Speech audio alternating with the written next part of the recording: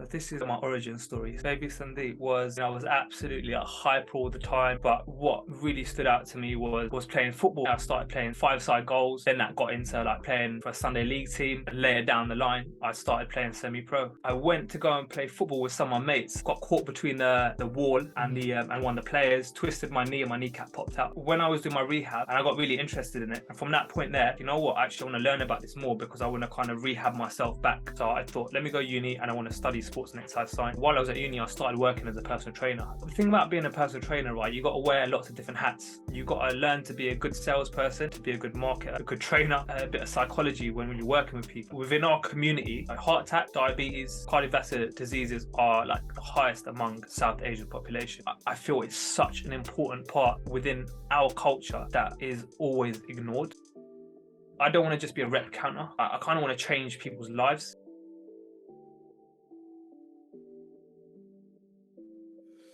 Welcome back to the KultureKast podcast. My guest today is an online coach and the Sikh Games strength and conditioning coach.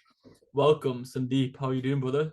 I'm all good, man. That is an amazing radio voice. I've got to say. I gotta put it on, like it's all casual, and then as soon as that record button, it's like, yo, welcome. Yeah, I was like, wow, like who is this? Who's this? Different character, honestly, different character. I hope you're keeping well, bro. Obviously, we've had the fortune to meet in person.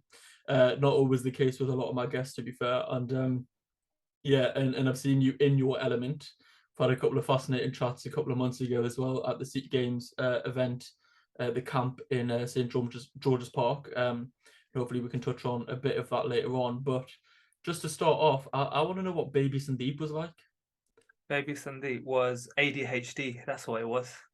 You know what I mean? I was absolutely hyper all the time. I was a bit hard to control. I watched videos back of myself when I was younger, and I think to myself, "Oh my god, is that me?" I was like literally all over the place. I was like running around, just doing stuff all the time. And I think for me, like running around doing stuff has always been an outlet in a way. Like I'm sure that's the case for lots of kids. They've got lots of energy when they're younger. But yeah, when I was younger, I was just like all over the place. A bit of a burden in a way. Do you know what I mean? To my mum and to my dad, kind of making sure I don't like go running into something or fall over or It's very much hyperactive. So to control that hyperactive kid, was there any sports that you partook in when you were a kid, or what your parents were like, okay, we need to do this to make him burn his energy? Yeah, you know what the thing is, like when I was younger, right, I don't think I really got encouraged into sport, as it were. But what really stood out to me was playing football, because like I suppose when you go to school, when you're in the local community, that's what you used to do. You know the scenario of football, getting caught under the car, right, and playing with your jumpers as goalposts on the street, and then you've all got to stop when a car comes by, right? I mean, that was a scenario for me. I never was really good at football when I first started because I just had no coordination. So I started playing when I was really young. But then that was like pretty much what I enjoyed doing. That kind of was my outlet, playing football. And I suppose as I got older, I started like finding that I was good at, picking up on things quite quickly, sport-wise, like coordination skill, motor skill got like pretty good pretty quickly. I'd probably say that's one of the things that with myself, I'm quite good at picking up things quite quickly. So then eventually I was like, yeah, listen, I want to play Sunday league, or I want to play Saturday with, with some of my mates. And then, it just kind of just went from there. I started playing like five-side goals first. And then that got into like playing for a Sunday league team. And then later down the line, I started playing semi-pro. So that was the journey basically. So then when you're a kid, and obviously like for sort of on the cultural aspect of things, because similar to yourself, never really encouraged to go out and play sport, but was never discouraged either. I think that's something like to be to say on my part anyway. It was never discouraged, but it was never sort of a thing that, okay, like go out and play it. And so when I also had a likening to football and was okay, then I was like, okay, I want to join the local team and stuff. Then I was taken, but there was never that go out of your way, sort of like, right, when I'm getting brought up, and countless others I've spoken to on the podcast, off the podcast, friends, family, etc. Was it similar to yourself, where you've come from more of like a traditional household, and the importance is more on education rather than sports, and that's more seen as a hobby? Or what was your background like in that aspect? I think it's a bit difficult to say, right? Because my parents got divorced when I was quite young. So from that respect, I think my mum and dad were very different in that respect. Like, my dad was like, listen, you got to focus on your studies. You got to make sure that you're like doing your studies. You're getting good grades. You're gonna get a good job. Whereas my mum, like, it's not that she didn't say like don't like school's not important, but it was more a case of like, I think she gave me a bit more freedom to make my own decisions and my own choices. And she never discouraged me from playing sport, but she would I'd say the encouragement was taking me to my games, was like paying for football, like, paying your subs and stuff like that. Yeah. In a way, to me, that's encouragement. It doesn't have to be like, oh yeah, I want you to go and play. Sometimes encouragement is, and this is something I saw at the Sikh games. Sorry to jump the gun, but you see parents there supporting their kids, just showing up, like, to the Sikh game, see what it's about. That in my books, that's encouragement, man. Do you know what I mean? The fact that you're taking interest in what your kid's doing, and I think that's important as well. I think for my dad, it was a little bit more of a struggle, like, because my parents were divorced. I used to spend like every other weekend at my dad's. So I play football down here in Greenford, but my dad lives in Slough. So I'd go to Slough, and then I'd ask my dad, "Oh, can you take me to my games on Sunday or training on Saturday?" And like, he'd kind of be like, "No, like, well, like, you're coming here. I'm not driving you back home to." Do you know what I mean? Like, I suppose he wasn't doing that to be like, I don't want you playing sport or anything, but I think it was just a case of like, I was there to spend time with him, sort of thing. So like, in that respect, I don't think he's tried to actively discourage me, but it was a case of he wanted me to be concentrating more on my studies, because I think to him, and like his family, like, being academically on point was probably something that was high on the scale for them. I'm not saying that it wasn't, like, again, for my mum, but I think she was academically, she kind of actually went and got her degree after my mum and dad got divorced. You know what I mean? So after they got divorced, she went and got her degree. So I think from that respect, they had two very different viewpoints in terms of like encouraging or being encouraging in a certain way. So for my dad, like I said, academics was more important. For my mum, I think she just was like, you know what, find your own way. I think that's most important. Yeah. No, it is very interesting, and I think most people can sort of, if they are listening, can sort of like relate to that, because if you're coming from immigrant households generally, not just South Asian, but many others as well, the way that encouragement and affection is shown is probably not the most traditional way or conventional way in a Western household. You go to school with your mates, and like their dads are coming home wanting like them to be the next Alan Shearer. Newcastle over here, so it's a bit maybe Thierry Henry for yourself, perhaps. As mate, I would have been happy with Pires, mate. Do you know what I mean? Exactly, but then obviously for us, it is taking you to the game, like you said, is encouragement in itself.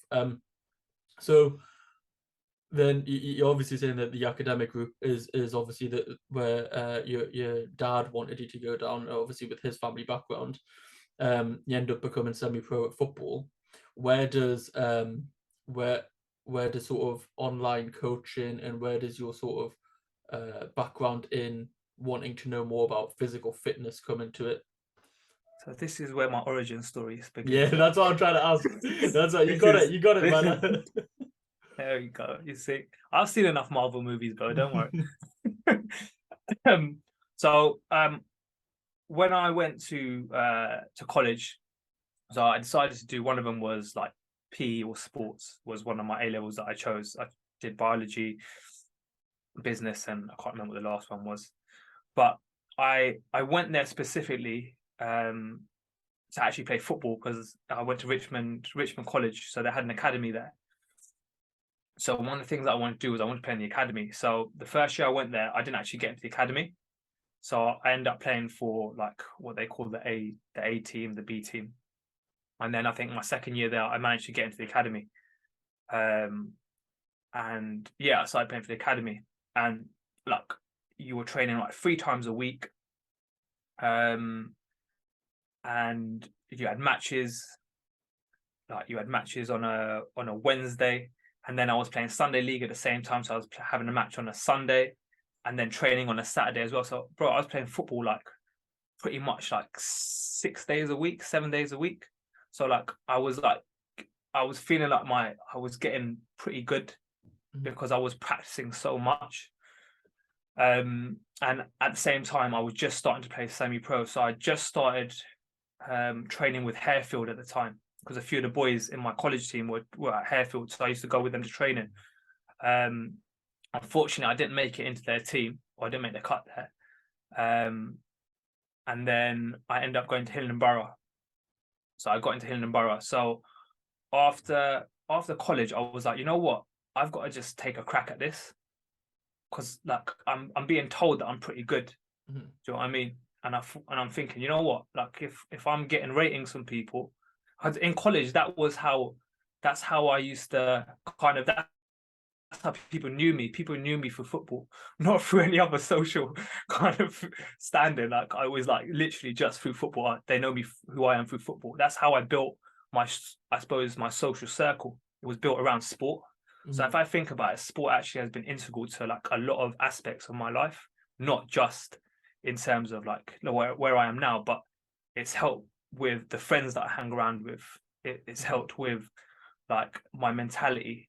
It's helped with kind of just building certain aspects of who I am as a person or an individual.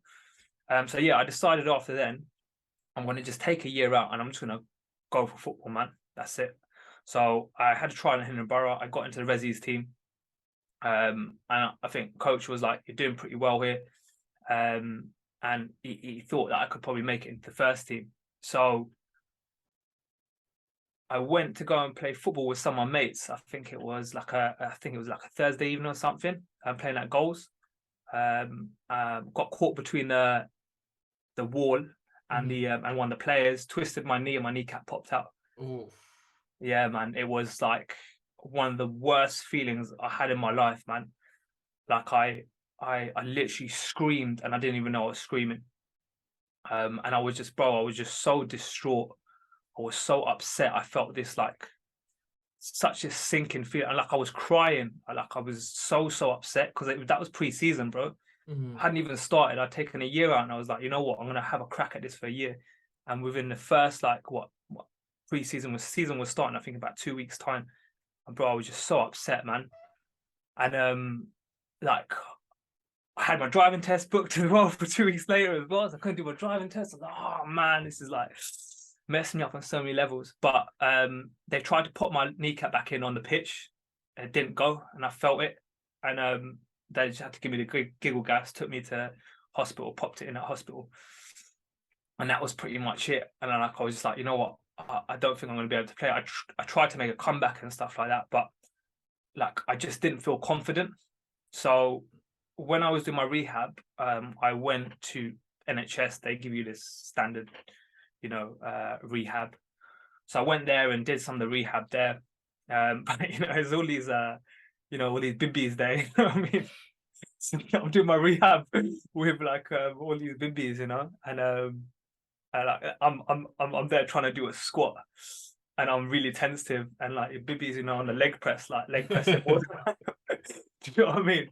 But the thing is, it was really good because after that, I was like, as good as it's been a good education, because actually the physio that worked with me was really like, okay, you need to work on this, and this is why you do this, this is why you do this. And I got really interested in it. And from that point there, I was like, you know what, actually I want to learn about this more because I want to kind of rehab myself back.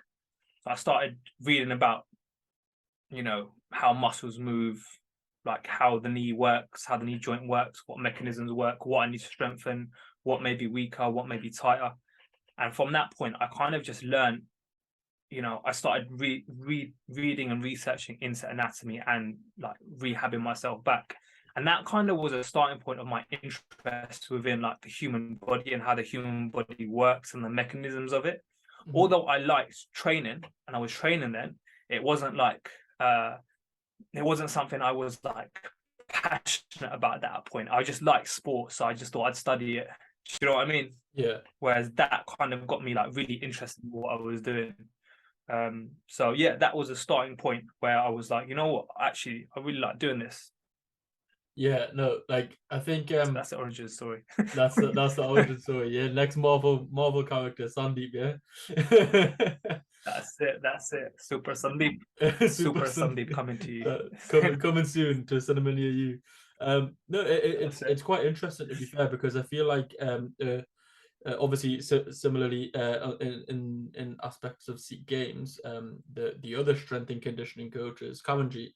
And when I was speaking to her about how she got into lifting, it's similarly about an injury for a different sport, was trying to rehab.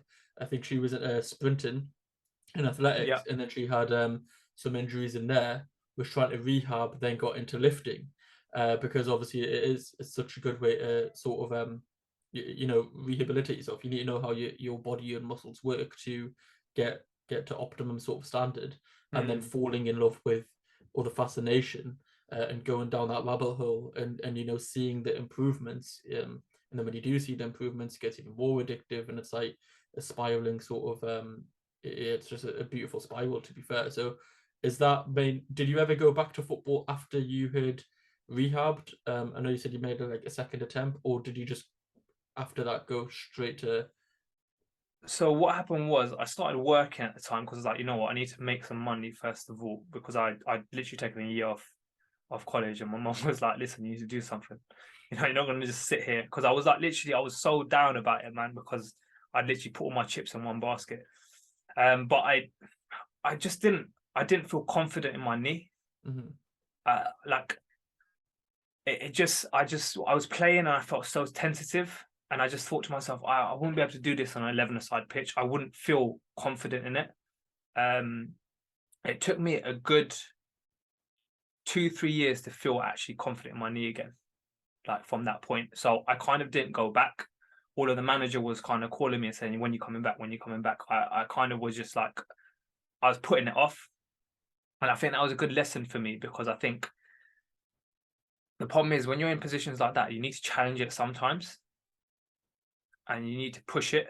And that's the only way you're going to find out whether you need to take a step back and move on, and you can move forward, or that you can progress to that next stage. Do you know what I mean? So I decided just going to work at that point, and then at that point I was like, you know what, actually I'm going to go to uni, because originally uni wasn't even on the radar at that point. So I thought, let me go uni, and I want to study sports and exercise science. So I went to uni and studied sports and exercise science at Roehampton Uni. And yeah, again, great experience, man. Learned so much about the human body, learned so much about nutrition, learned so much about like different aspects of psychology within sport as well, which actually really helped. But it's funny, right? Because I did the 3 years at uni, right? And like you learn all these things, but then when it comes to application, when you actually start working with people, you're like, yeah, okay, now I get it. Do you know what I mean? So while I was at uni, I started working as a personal trainer just for work experience. But like one of my favorite subjects at uni was biomechanics, which is like the study of human movement. Yeah. And how joints, muscles, help to make the body move. And that was the one I excelled at the most, which is kind of why I enjoy kind of the movement aspect of things as well, because I find it fascinating. Well, I can imagine so, because that's sort of the reason that you fell into it in the first place. Yeah. No, it was great, man. It was amazing. So yeah, so I started working at a gym at uni, and that kind of was a starting point really of me getting into personal training, really. So then obviously you've got your theory that you learn at university, you've got your practical application that you obviously getting with work experience and PT at gyms. What were you how were you sort of building a client base? Was it like a commercial gym where like people were signing up to the gym, and as a result will get like you have people coming to you, or were you actually going out and you like actually having to sell yourself essentially to people and say like, look, I'm a personal trainer, I can help you out here? Yeah, so the gym that I worked in at next uni work experience, because I didn't have my level 3 at that point. I was just like working as a fitness instructor. So all I was doing was just going around and helping people with technique here and there. So I couldn't actually train anyone legally at that point. So I was kind of just learning how to how to build rapport. The thing about being a personal trainer, right? You got to wear lots of different hats, right? You got to learn to be a good salesperson. You got to learn to be a good marketer. You got to learn to be a good trainer, and then you got to learn to be also like a bit of psychology when you're working with people. So like I think in a way, and this is what I think anyone who's thinking about getting into personal training should, instead of going just online, I think you should actually work in a gym and learn how to build rapport with people and how to communicate with just your average person on the gym floor, because it's hard, man. Like it's tough. Like that was the first skill I had to learn, and it's quite nerve-wracking having to go up to people and you just ask them like, can I give you a little tip? And half of them tell you to, just, the faho, you know what I mean? So it's like, because people don't want to be told what to do, or it's kind of like you're going into a space when it's their time for themselves. But that was the first skill I kind of had to learn there. So when I started picking up clients, that was when I started working at a gym in Chiswick, called the Riverside, which was quite a swanky little gym. So it was like a kind of like a country club. And you'd have to talk to people on the gym floor to get your own clients. So you'd essentially have all these people coming into the gym, and essentially you'd go out, speak to them, like, you see someone on a cross trainer, you just go have a little chat with them, how you doing. I mean, it's all about planting seeds that you have a little conversation with someone, and you come back to it when you see them next time, and eventually over time, you kind of then take the conversation to like, oh, would you like a consultation? Would you want to work on this? Or you see them doing something, you give them a little correction, and then over time, you build that rapport and they build that trust in you as a person who can help them to move better, to perform better.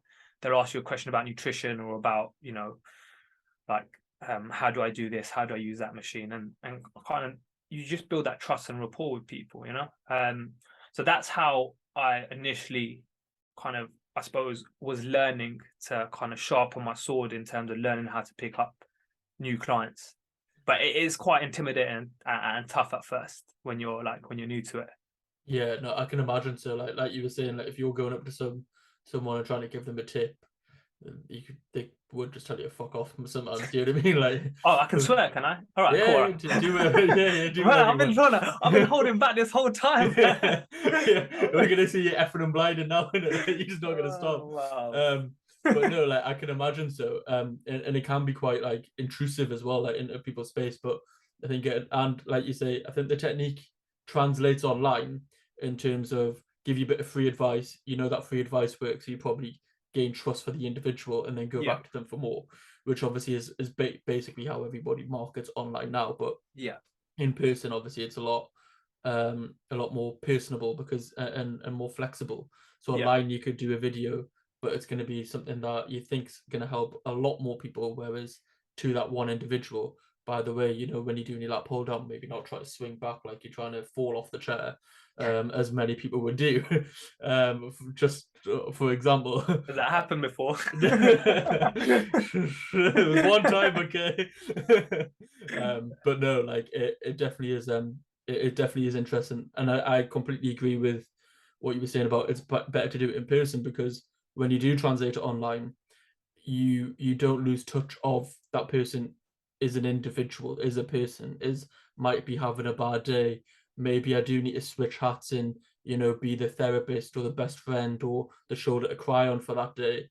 And this is something that I really wanted to touch on with you, because when we were at the Sikh Games and I think the camp was coming to an end on the day, we were touching about psychology and mindset quite a bit, because like it is that thing of plateaus or like stumbling blocks, or just having an off day in the gym can come down to your psychology quite a bit. When you're being one-on-one with individuals, whether it be in person or online, how much of that therapist type role comes into it for you? I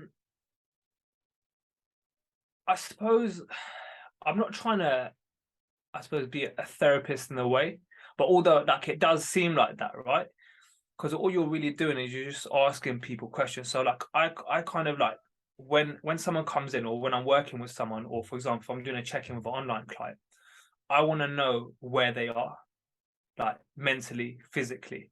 So like if I'm seeing someone one-on-one, for example, I'll try and gauge where they are within the first 5 minutes of the session, because that will then dictate to me, okay, where their energy levels at, how are they feeling, what's going on, are they under stress, and like, is there anything else going on? And same thing with online clients. When I check in with them once a week, I want to figure out where they are, what's gone well in the week, what's not gone so well in the week, where do they need the most help and the most support, and how can I provide that? So what do I need to do this week to be a good coach for them? And what do they feel I can do better as well? Because it's not just a case of like, what can I do what can I do to help support you more as a coach? And that's why I call myself a coach and not a personal trainer, because I think that's what differentiates. I don't want to just be a rep counter. Do you know what I mean? I kind of want to change people's lives, and that means to be able to coach them and guide them through. And I think this is like often like a little analogy I use with people is like when they say, oh, like you've helped me so much. I'm like, listen, I've done nothing. I'm just a Sherpa. Do you know what I mean? I'm just guiding the way. You've got to walk the path. So it's just a case of I'm guiding you. And the more information you give me, or the more I understand about you as a person and how you work, the better I can guide you. Mm-hmm. So like when I'm asking questions, or when I'm trying to figure out what's going on with someone, or when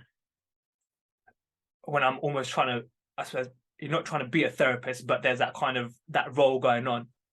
You're just trying to figure out what's going on with someone so you know how best to help them, you know? And I think 100%. that's the important thing. No, most definitely. Like, so I've never had like a personal trainer or anything, but one of my best mates who got me into fitness is now a personal trainer. So yeah, I was probably did receive some sort of personal training and testing things out as a guinea pig. But I don't think it's a coincidence that most of my closest friends now I've been to the gym with consistently at some point in my life, because in between sets you're talking, you know, or like you're getting, oh, this is going on in my life at the moment. You're working through things physically and mentally at the same time, just having that person to bounce things off. And like, I think that it does help. And they weren't friends that I had from school either. Like, we went to school together, but we were never friends at school. Then we used to go to see each other quite frequently at the gym and started training. And then when we started training, now we're friends like for so long because of that 1 or 2 years we've trained together, but we've shared so much in that time that you get like a bond with someone. I know obviously it's a different analogy because you're not obviously going to be best pals with, you know, little Sue who's just trying to get into a bikini body for summer. But yeah, I think it's a good analogy of it helping you mentally as well as physically.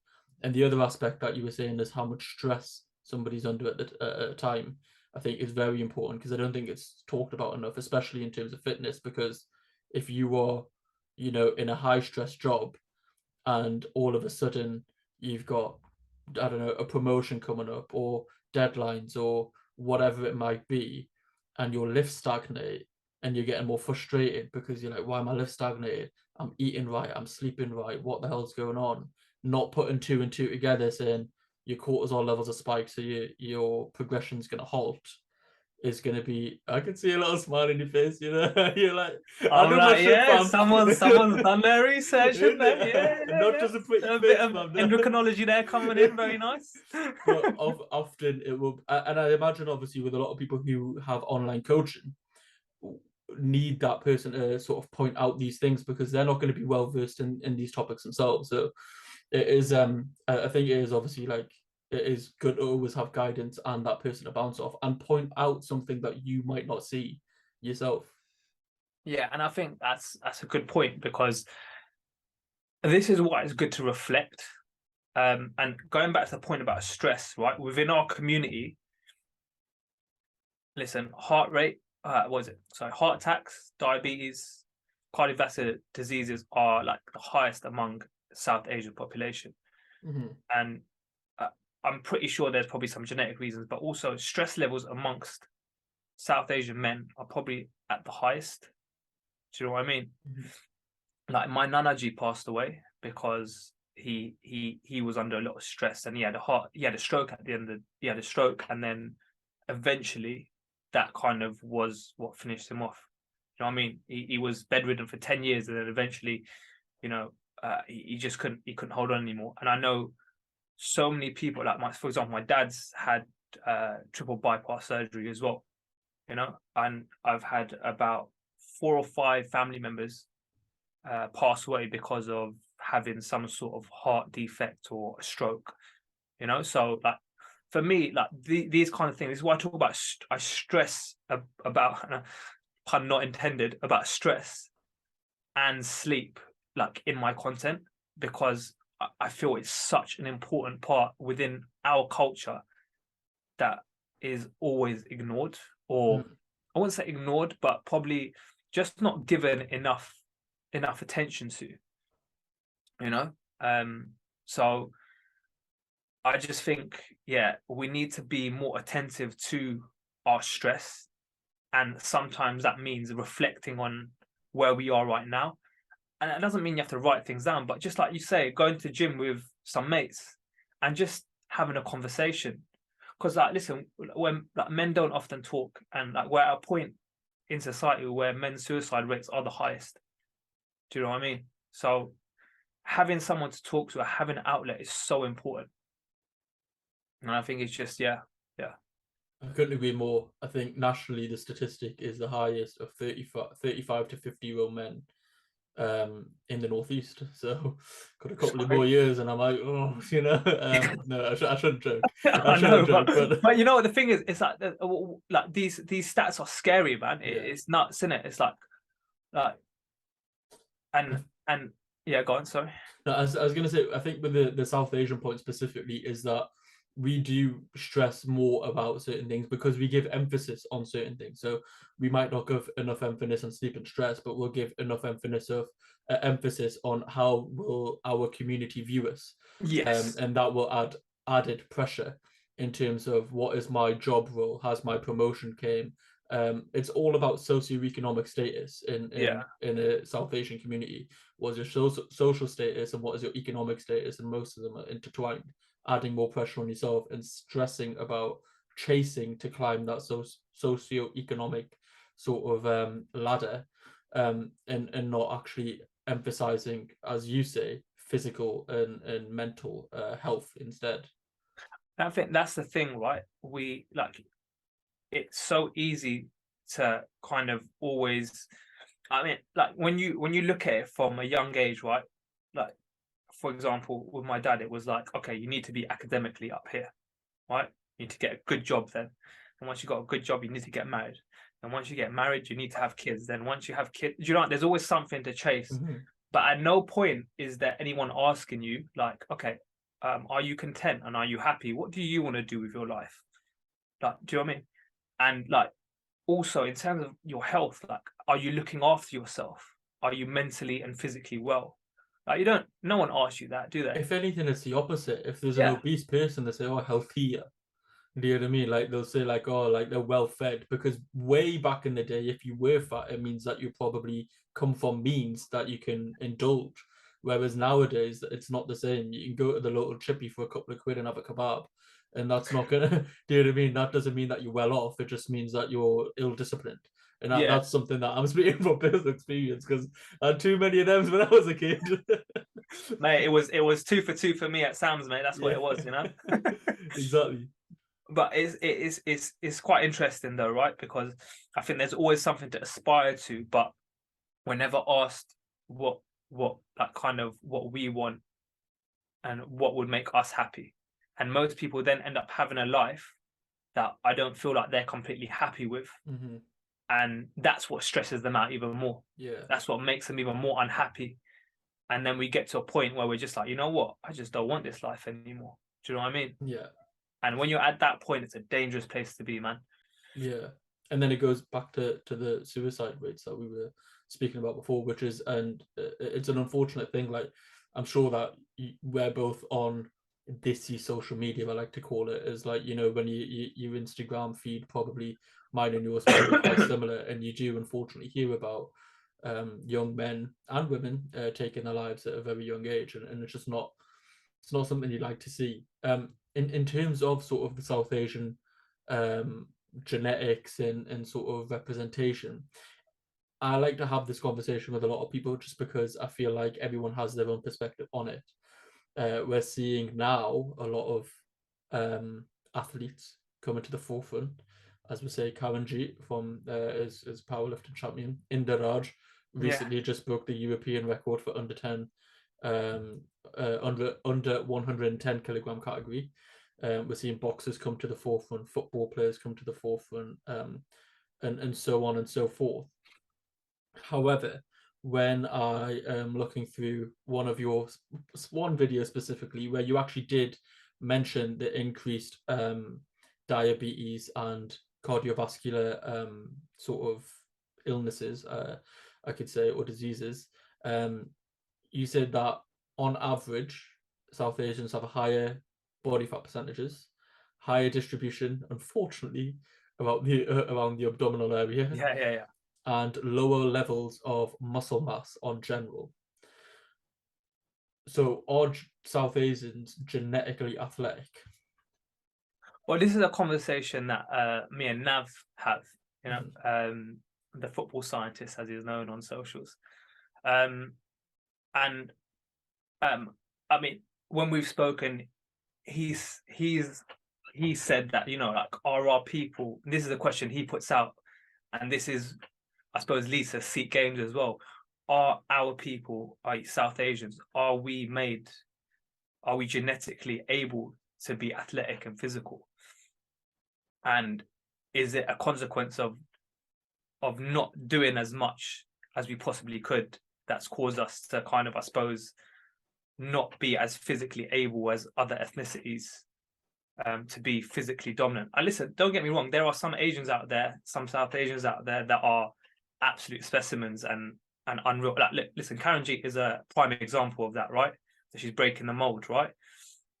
And it's a case of, I think, when you look at the majority, how many South Asians have you seen breaking through? Obviously, it's happening now, but how many in the past have we seen? I think now we've got better structures in place for that to happen.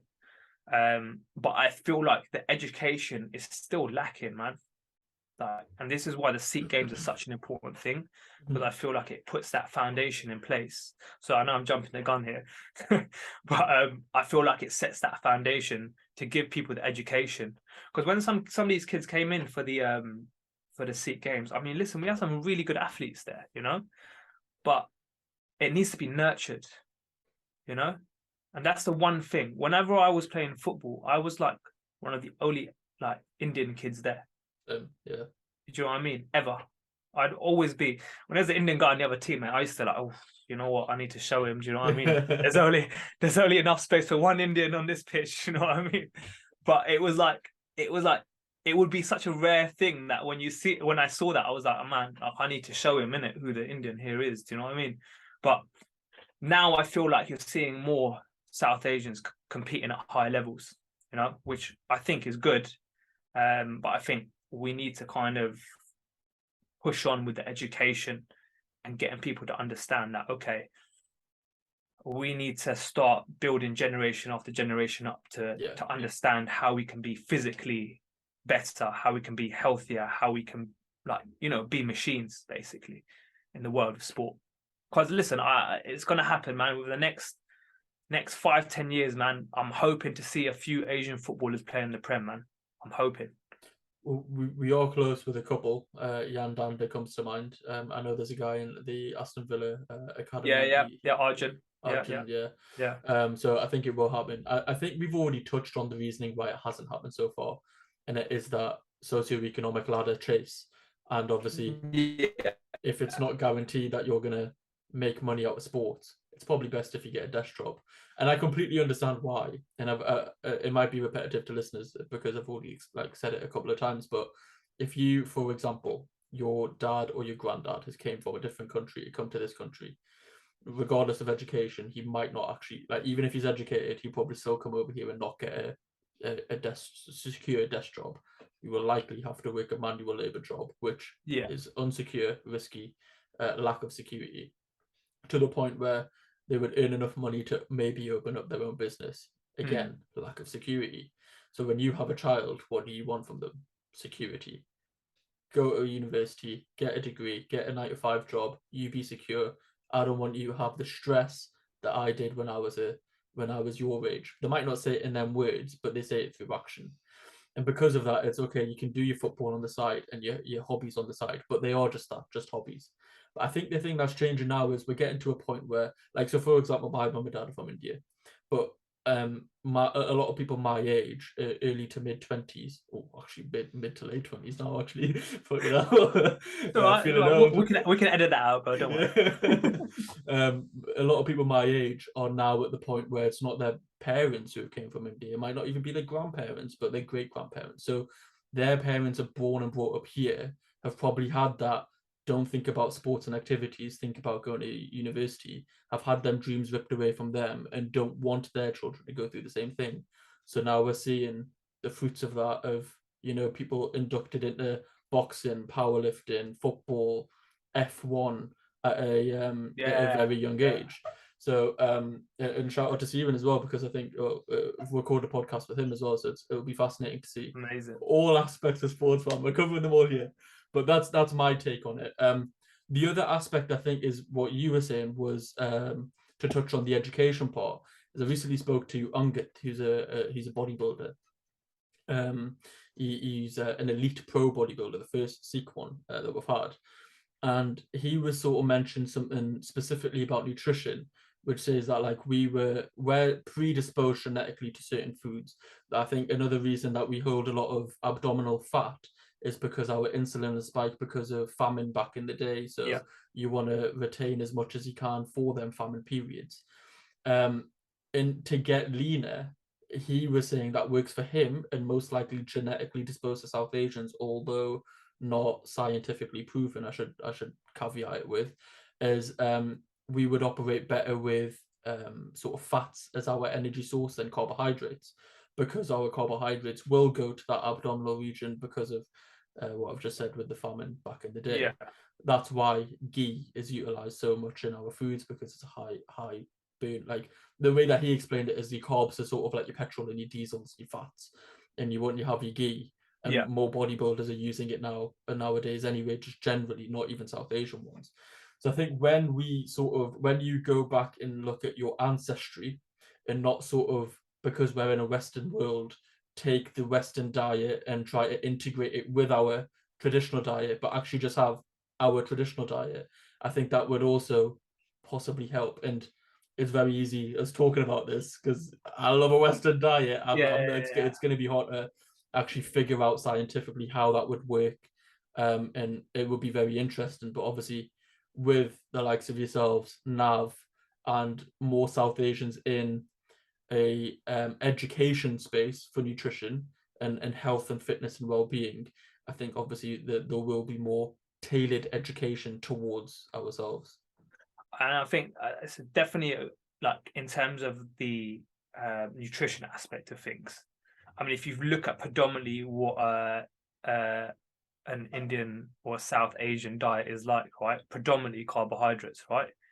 Predominantly more fats and carbohydrates, but there's always been a kind of a lacking of protein in our diet. And if you think about most Indians back home probably being more there's probably a high percentage of vegetarians over there, right? So we're probably we're not getting very much protein within our diet, so we're getting a lot more carbohydrates. So hence why we've probably got the rise in levels of diabetes amongst any population, right? So I suppose this is where the nutrition education comes in, and getting people to understand that, okay, if you don't eat meat or you don't have animal products, there are ways that you can get your protein in, and it may require also some supplementation alongside that. Because, bro, we can't keep going on the way we're going, man. We can't keep having, people being diabetic, and then end up getting heart conditions, CVD. You know what I mean? It's just, it's not sustainable. Do you know what I mean? It's just not good for future generations as well. So I think it's really important, the education aspect of getting people to understand what is a balanced diet, because there is no like magical approach to it. It's just a case of just making small manageable changes, and like just making these small little shifts in our mindset towards nutrition, you know, towards physical exercise, towards what we see of value to us and what we prioritize on an everyday occurrence. 100%. And having educated people in the community will make that a lot easier, because look, like South Asian is such a blanket term as well. Like, Yeah, what India's like probably one of the most diverse countries in the world. If you're talking about Punjabis compared to someone from, I don't know, Sri Lanka, it's going to be very different diets that they might be accustomed to. And even within that, you're going to have very different diets. Like even in Punjab, there's probably so many different body types and like and so on and so forth. So just to say like, okay, this is the balanced diet that you need to follow is not going to work, because everybody will respond differently to certain foods and certain nutrients. Some people, I mean, there's a joke, do you know what I mean? Like most South Asians are iron deficient or anemic or whatever, do you know what I mean? Like, and so you'll probably have to have blood works or have a really good understanding of where your body's at, what you tolerant, what's your tolerance like, what's your, you know, nutrition levels like, and nutrient levels like, sorry. And sort of adapting towards that. And a lot of it is trial and error. Like you can have chicken and rice every day, but if it makes you feel like shit and lethargic, it's not fun. It's not for you. Do you know what I mean? But it might not even be the most, like you could see that as a really clean, healthy diet.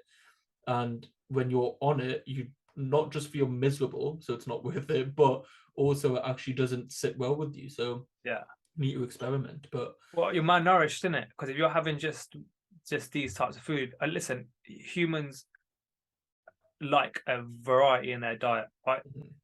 Like that's why, like for example, one of the things I don't do is meal plans, because I just do not believe in doing meal plans, because I think to myself, you know what, it's down to people to like, and for me to help along the way to educate them in, okay, how can you manage your food being in certain situations?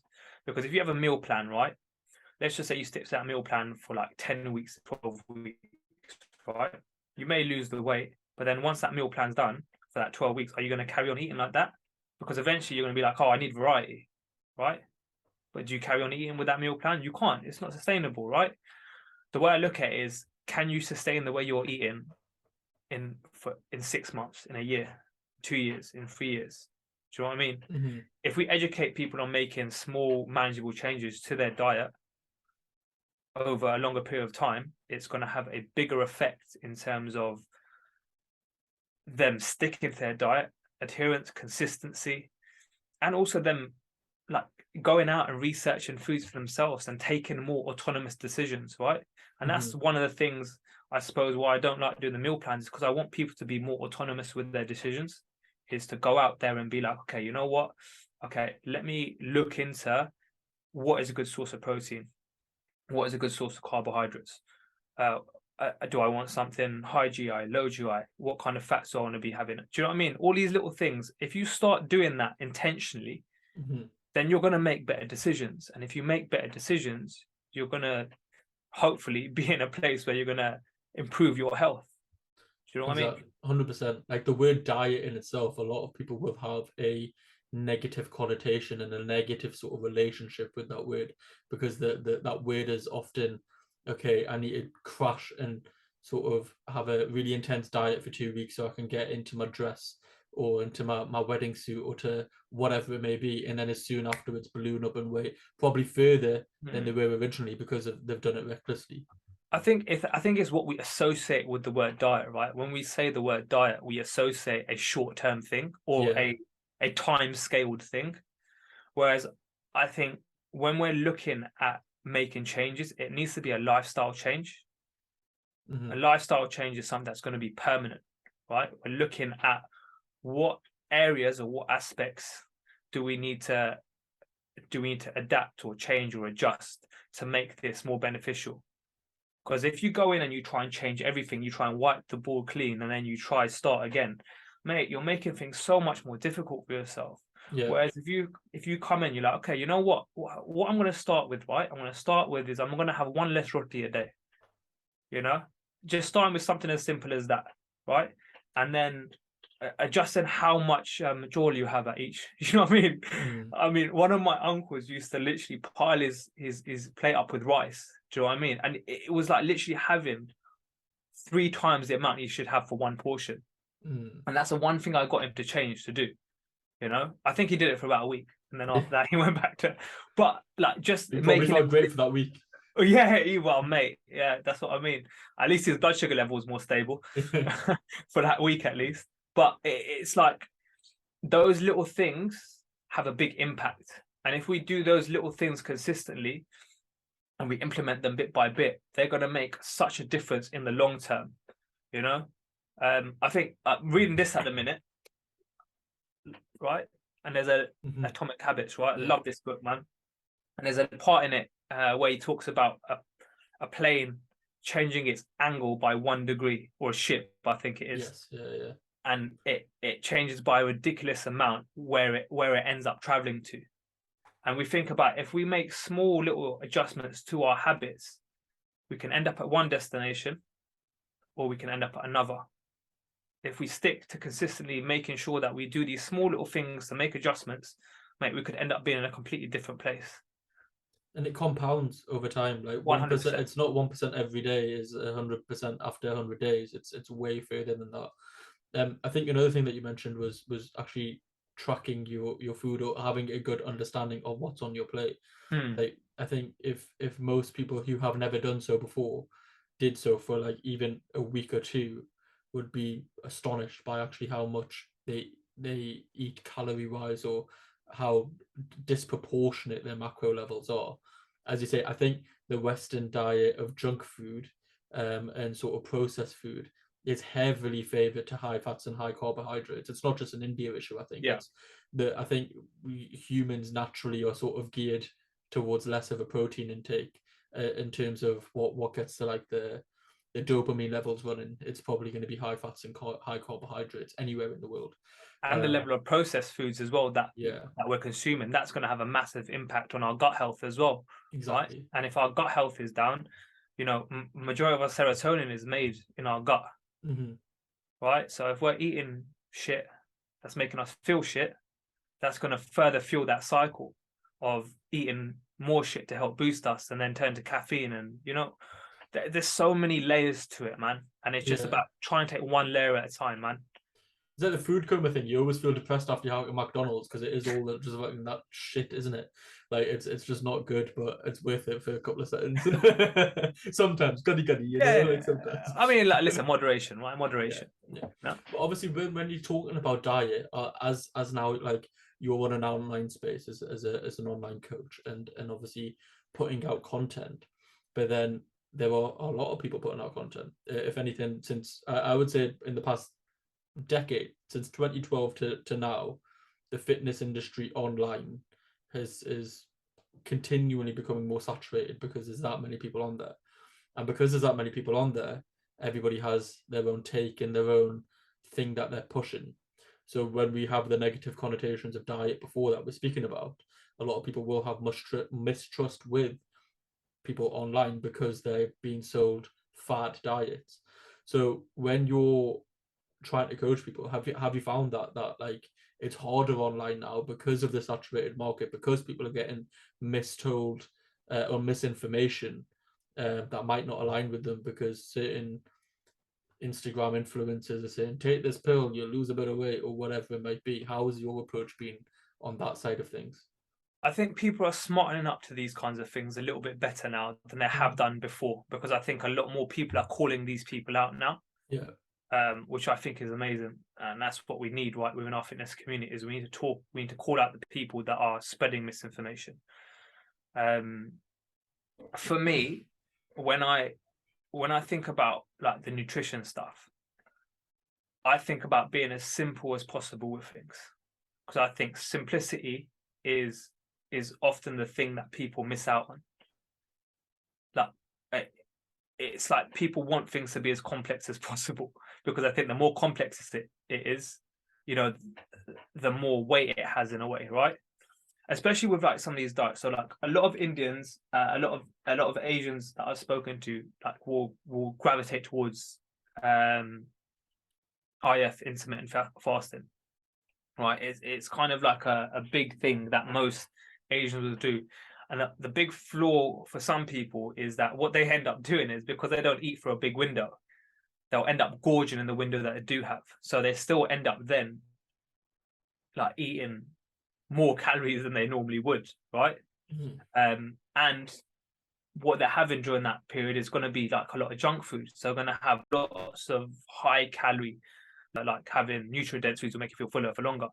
So I think it's just a case of like catering things to make things as easy as possible for people, which is why I always go back. The first thing that people should be doing is looking at what they're currently doing and making small adjustments to what they're doing.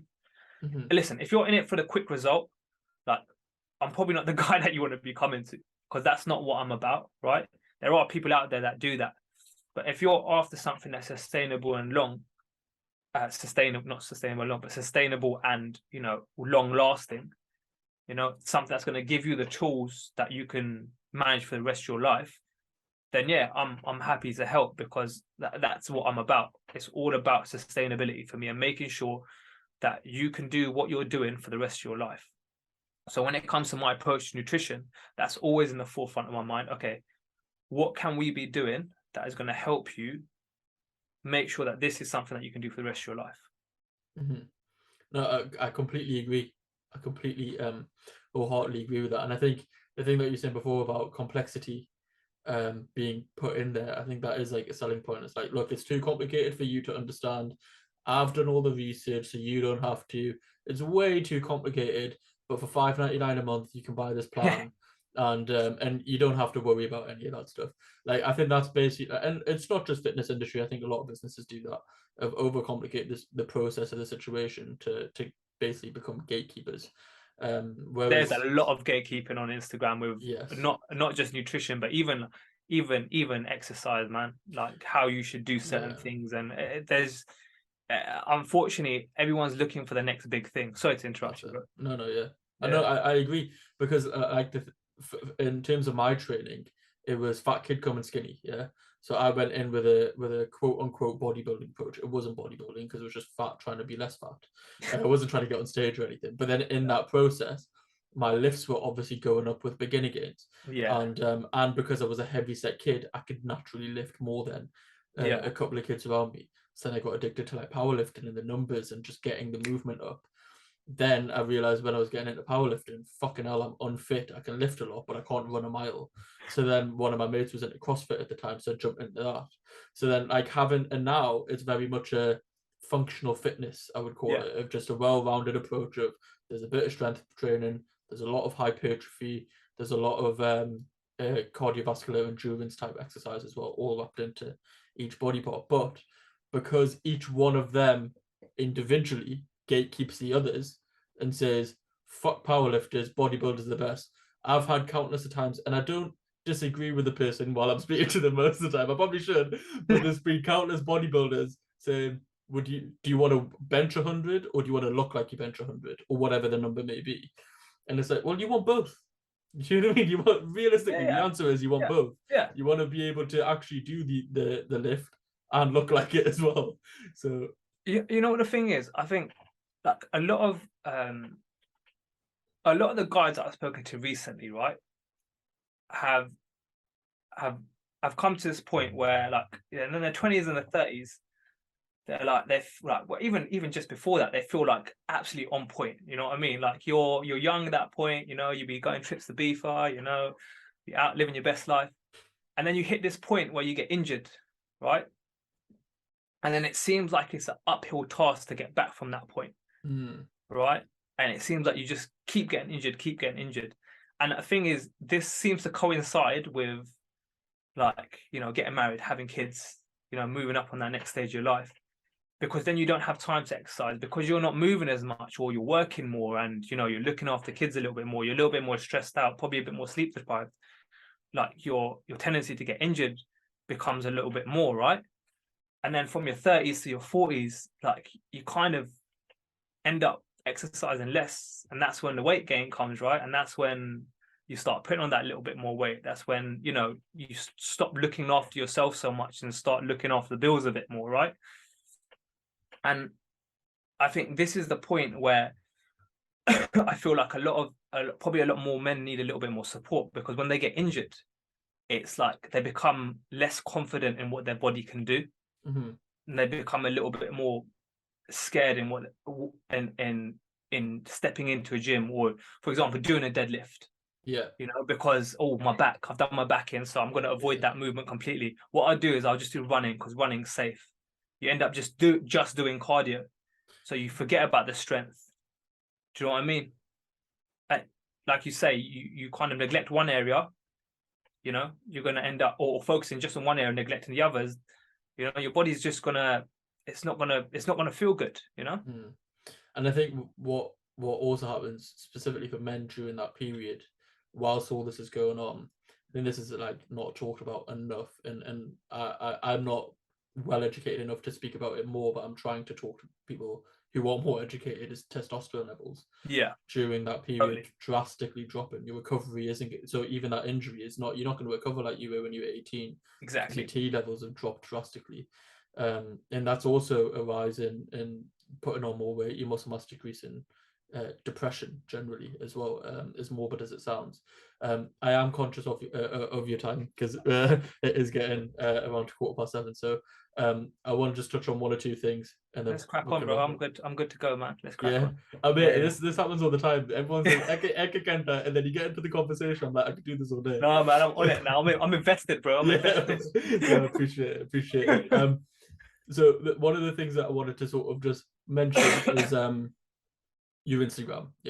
I think we spoke about it a bit, obviously before we started recording as well, and I'm a big fan. As I say, market is very saturated. There is a whole bunch of people online who are giving fitness information out there, but yours is one of the ones that Instagram knows, right? So when you're scrolling past and just like bakwas, that like 5 seconds extras that you stay on someone's video, it knows to put it to the top next time, right? So when I open my app, there's a few people that are coming towards the top of my feed, and you are one of them. But it's not just because, yes, the information's there, and you are obviously very factual, but you're funny as fuck as well. Do you know what I mean? So like, I'm just like, yo, okay, I want to learn, but I want to laugh at the same time. So, how have you been adapting your social media to be more in this TikTok generation? Because it feels like a lot of them are like, your reels are like TikToks, and they are very humorous at the same time. There's the chinny right there, Yeah. My sister's not happy. My sister's not happy about that. I tell you that. I think the thing is, like, I think we were speaking about this before on camera. I kind of felt like I needed to be an authority. I needed to be more serious and always be factual, and always be like, okay, I need to be the serious guy and to show people that I'm serious. But I think as you do social media more, you realize that kind of you just got to be a bit more of yourself on social media. And I feel like now I'm becoming a little bit more myself on social media, rather than trying to, I suppose, cater to what, like, do you know what I mean? Cater to like being a certain way.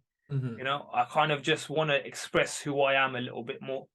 So like the funny stuff for me, like that's just, it's like I'm a bit silly and stupid like that sometimes. It doesn't come across on social media, but I like to have a laugh sometimes, and just have a laugh at myself. You know what I mean? That's why I don't mind doing that stuff, because I think if one person watches that and it makes them laugh, then that's a good thing, right? If they're having a shit day and they look at me in a chunni, coming down, flip my jutti up and then chasing myself down the hallway, then, I've done my job. And then if they learn something as well along the way, then again, I feel like I've done my job. I feel like I've helped to educate someone. Even, like I said, if one person takes something away from one of the videos, like they understand how to portion their food better, or they understand how to use, for example, lately I've been doing how to use certain machines in the gym, because I've had a few questions from people. Oh, like, what, I feel a bit intimidated in the gym because I don't have to use the machines, or I feel silly. I don't want to do something wrong. So like, okay, let me take that anxiety out for you and show you how to use the machine properly. I don't have to be there with you, but I can show you on Instagram. And then sometimes you might feel a bit more confident going to the gym now. And the funny thing is, when you go into the gym, everyone's so concerned about themselves They probably don't even care. Do you know what I mean? But that's human nature.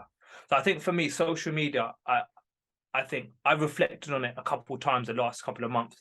And for me, I just want to make an impact on people. That's it. That wants to be that's kind of my core of what I want my social media to be. Be that education, giving people something to go away with, or just making them laugh, I suppose. You're not actually going to believe me. On my notes, when I've got the social media section written down, the beginner series is literally written like underneath the question that I've just asked. So I think your content's jokes, and then straight underneath is, I really like your beginner series. And it is because of that. So as I spoke to a lot of people on the podcast, some of them have friends or family that can take them to the gym and make it less awkward initially, but a lot of people don't. A lot of people do go by themselves for the first time, maybe feel a bit lost. I remember when I first started going to the gym, I just stayed in the cardio section for maybe like a year straight because I was too intimidated to go into the weights room. Yeah. Because obviously you got all these fucking massive geezers. Like the gym that I went to, I think there was a couple of steadheads as well. Like, and you get intimidated. Especially like if they've got a bit of void rage when they're lifting things about and stuff. Do you know what I mean? You're like, oh shit, I better not go in there. But I remember I couldn't even unclip the clip from the bar. Do you know what I mean? And I still have trouble with it today. So, Mate, that is the trickiest thing in the gym, honestly. Like, no doubt. Exactly. So no, but I think what that beginner series is it seems so simple to people who have been in the gym for a while. But when I was looking at it, I was like, I wish someone was like that when I was around, because they would teach you specifically how to use every single machine, specifically how to use like the equipment in the gym, so you don't feel awkward. Like if you go into like a machine, be like, oh, I really want to use it, but I don't know how to, so I'm just gonna awkwardly stare at it for 5 seconds, and then now I'm getting even more self-conscious because I'm awkwardly standing like looking at this machine, and that girl over there who I've had a crush on is looking at me now because I'm standing awkwardly looking at the machine. How the fuck am I going to go to school tomorrow? Because she's going to think I'm a freak. And you know what I mean? Like, you do you know what I mean? Like, you start going down a rabbit hole, a massive rabbit hole. And let's not pretend that hasn't happened to people. Okay, we're laughing about it, but 100% young kids, 15, 16-year-olds or whatever, are in the gym thinking that, and that's why it is actually like really cool that you do that series, and I rate it like a lot, to be fair, because I think it is quite sick. I think most of what we have discussed has been obviously centered around personal training, strength and conditioning, and obviously we've touched and alluded on the Sikh Games a couple of times. So as I sort of mentioned, we met at the Sikh Games camp at St George's Park a few months ago, or well, in this back we were both lost at a point, weren't we? To be fair, I think. Well, to be fair, I think you had your vest on, and I was like, okay, he seems like he's from here. I got walked there a bit early, and then I just didn't leave you for the rest of the day. I was like, yo, I'm walking with this guy. This is my chaperone for the day. I was following you, bro. We were following each other. But we made it through. And no, it was an unbelievable day. Obviously, it was a good turnout. There was a lot of kids, a lot of parents that brought their kids, even some adults who wanted to get involved. Your position as part of the Sikh Games is strength and conditioning coach. I think by the time this episode goes out, I'll have one out with Nav and Mandy, because I'm recording that next week, to actually say what the Sikh Games is. Nice. But for you, what is the Sikh Games for you? Why did you decide to get involved? So for me, I think the main thing is it's about inspiring a generation. We've spoken about, like, previously in the conversation again, about there being South Asian athletes coming into main sports now. What I'd hope to think is that the seed that we're planting is going to inspire a whole generation of young South Asian athletes into sport, and hopefully some of them that have seen what we're doing will go into a weight room or go into a sports club, go to a football club, and think, you know what, actually, let me try and pick up a sport.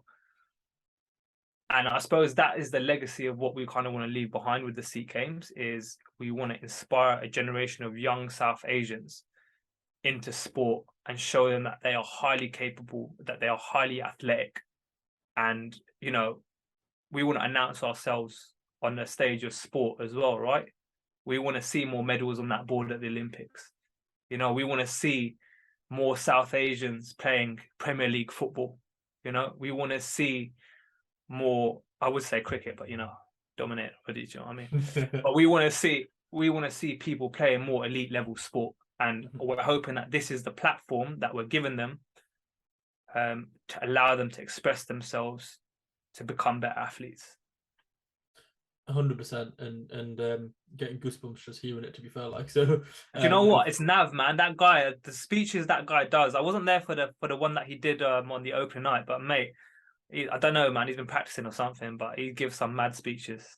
That was it. Even on the day when everyone was like got there and like he was just sort of running through the day's activities at the beginning, I was chatting to him afterwards and I was like, fucking hell, babe. Like, I feel like running through a brick wall right now. Do you know what I mean? Like, I'm pumped. I'm just like taking 10 scoops of pre-workout just listening to you.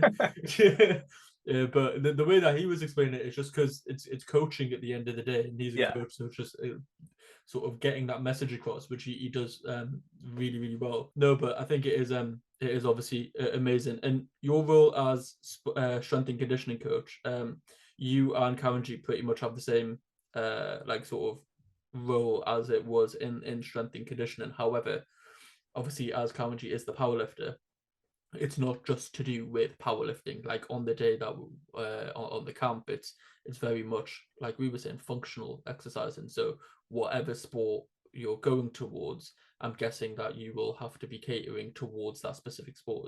Is that sort of, am I on the right lines? Yeah. So I think the way we look at it is that we want to build a baseline of strength first, right?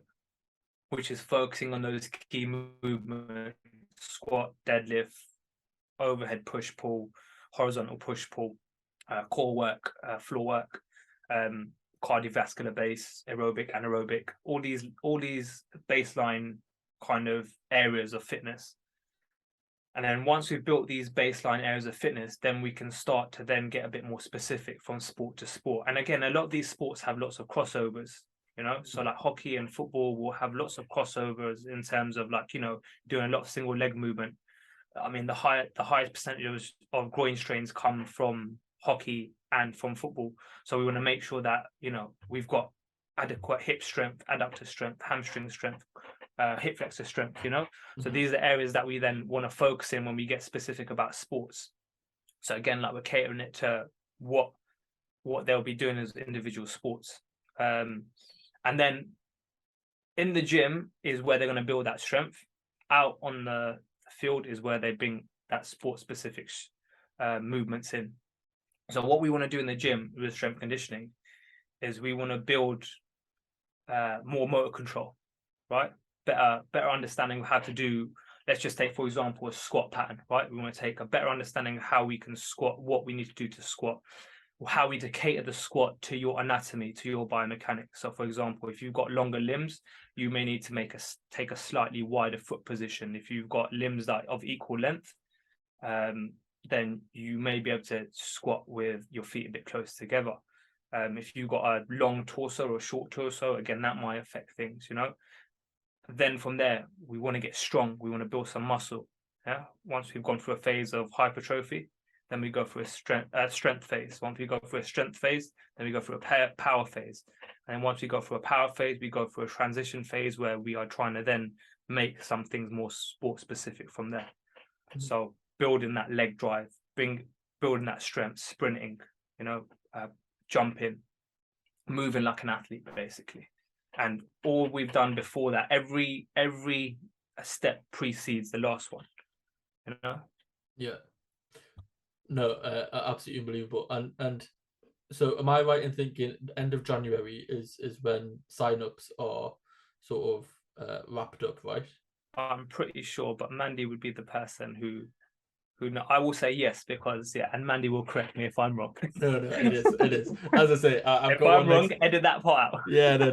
I'm pretty sure it is. Because I think she was saying when we were discussing I think we're going to record it next week, but have it in time for the end before the end of January to sort of for sign-ups and things.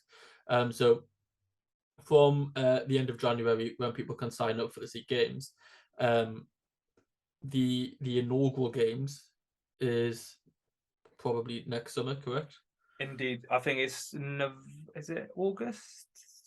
No, July, August. Yeah, August. I'm sure it's August. Summer, it's in the summer. Yeah, 2023. That's it. Yeah. Summer 2023.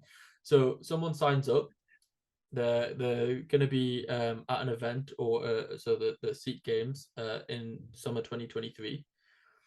My understanding is they get support depending on what field they're in, or is it just an umbrella support? So what it is we'll have an app that will run, and all the programs will be run off of that app, and there'll be a team that will be supporting people that are on the app. So if they have any questions or if they've got any issues going on, then there'll be someone to help them out.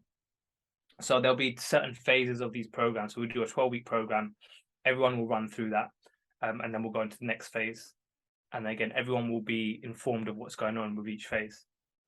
And then again, if people specifically have problems, then they can reach out to a coach and we can help them out. But yeah, that's pretty much how it's going to run. It's all when you run off an app, basically. So everyone have their program on an app. So then, is that something that you and Karanjit have been working together to build in tandem with specific sports? Yes, so all of us have been working. So Liam, me, Nav, Karanjit, we've all been working towards making that all work. So building the programming, building the phases, building what we need to do for each part of, or each progression and each phase of training, basically. Right. Okay. That makes sense? Yes, it makes sense. So we all came together and we were like, okay, what do we need for this sport? What do we need for this sport? What do we need for this sport? Where should we start? What are the movements that we prioritize? And then kind of build out from there, basically. And as you said, it'll obviously start quite basic and broad and then get more specialized. Yeah, exactly. So closest to games is when you're going to get more sport specific, basically. And just for context, there's yourself. Obviously, we've already mentioned Karanjit. Nav being the football scientist, football coach, and Liam is the sprint coach. Yeah. No, as I say, Liam dabbles in a bit of strength and conditioning himself as well. But I remember because we all wanted to use that gym after the end of the day, right? But I think the women's team were using it when we. Unfortunately, we were. I mean, I got a little workout in, to be fair. Well, yeah, because you were up in the room all day, right? So I'm guessing you were just like a little exercise here and there. It's a demonstration for all the kids, right? Exactly.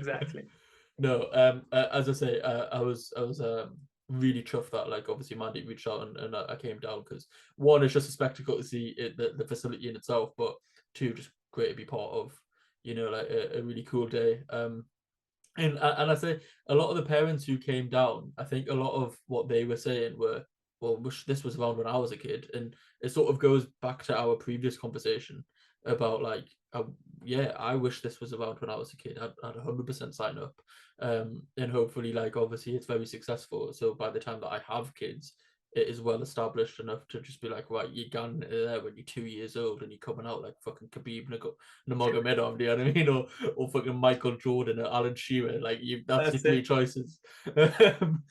Yeah, but I think, as I say, the advancement of the community in a sporting aspect, and and yourselves as individuals is something that seems that you personify essentially.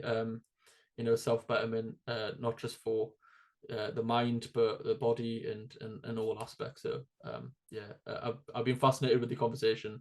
Really wanted to get you on since obviously speaking back then, and I really appreciate your time, especially since I've overrun. Thank you for having me on, bro. I really appreciate it. And it's again, I just echo what you say. It's been an amazing conversation, and really enjoyed it, man.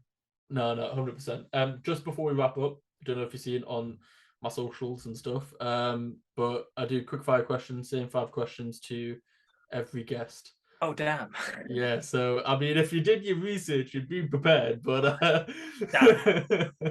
no, but we'll get cracking with these, and then where can people find you? So my handle on Instagram is at Sandeep_health coach. So yeah, you can find me on there. If you ever got any questions or anything, then feel free to send me a DM and I'll get back to you. On Facebook as well, Sandeep Health Coach on there as well. I dabble with Twitter, but mainly for transfer news. That's about it. No TikTok. Do you know what? I got on TikTok, right? And I just found it too addictive, man. So you need a post and ghost. That's what I need to do. Post and I like that term. I might have to use that. Post and ghost. That's what I've got to do. I've got to get back on it. I am on it, but I need to get back on it and not get sucked into the videos. Do you know what I mean? You're already doing all the reels, so it's just before you post it on there on Instagram, you've got to do it, man. Do you know what? You just motivated me to do it now. I'm glad you're motivating me. I'm motivating you. It's a motivation Monday on a Thursday night.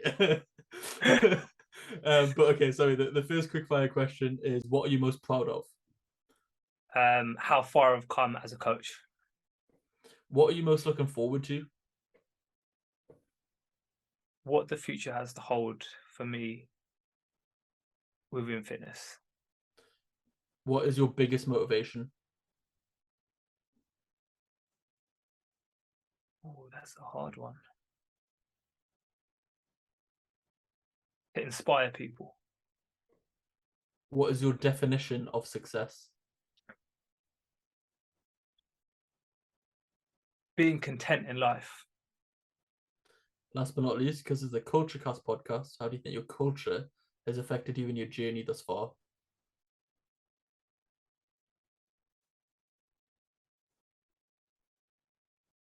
I think it has had an impact, but it's not been everything that stopped me, because I feel like I've had a very different upbringing to your average person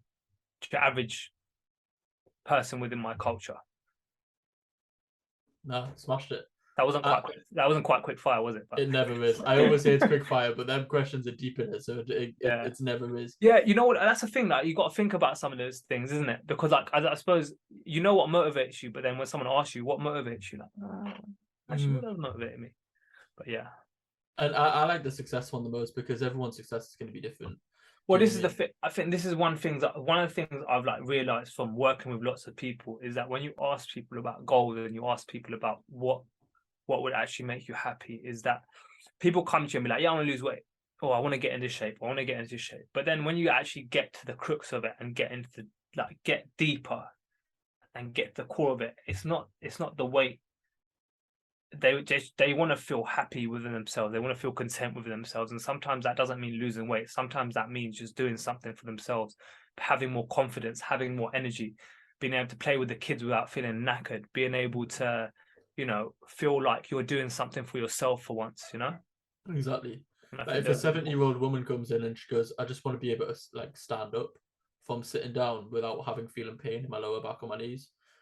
Fair enough, you've smashed 100%. It over, do you know what I mean?